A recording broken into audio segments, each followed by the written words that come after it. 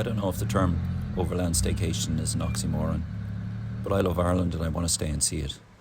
The trouble is I love people, not crowds, and I love wild places. The question then becomes, where will we stay tonight?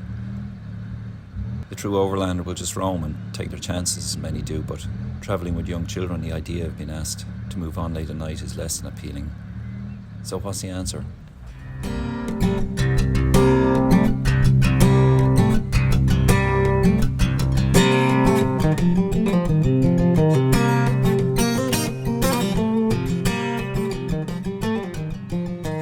So the story of this campsite is one that starts about a year ago, and we were in the first lockdown, and we were just about to come out of the 2K lockdown. During that time, we'd all been stuck within such a small area, and there was a little stream that me and the kids used to go down to, and I fell in the embankment down to the stream and did some damage to my back, which left me stuck to the couch for a few weeks while the bone healed. And during that time I was watching YouTube and all the overlanders that you see there, and I started to have aspirations of what I could do with my Land Rover.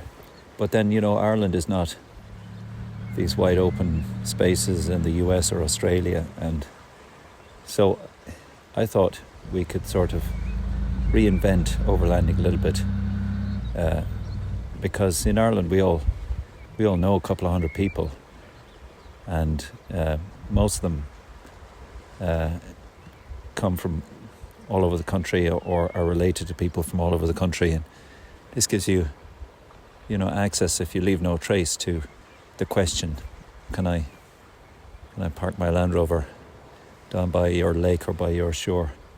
And so far I find people don't mind, and they're wonderful places.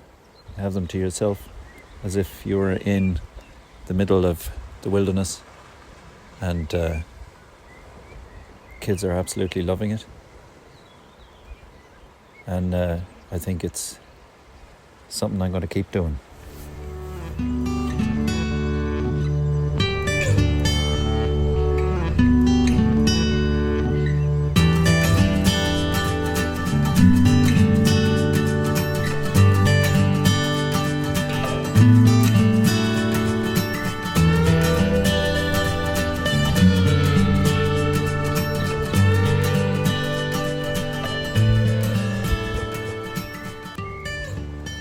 So this campsite is next to an old lime kiln, and I believe you can see the way the rocks are cut out. They could bring boats alongside on high water, and it's a beautiful spot.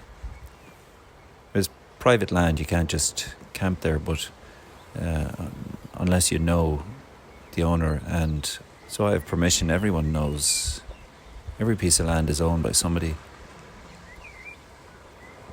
and everybody knows somebody. So I think it's the untapped resource that we have available to us here, especially in times of COVID, where for many people there's not so much to go around. No, I'm grit. Slowly I could tell them grits is something. Okay, Dad, can I have another sausage?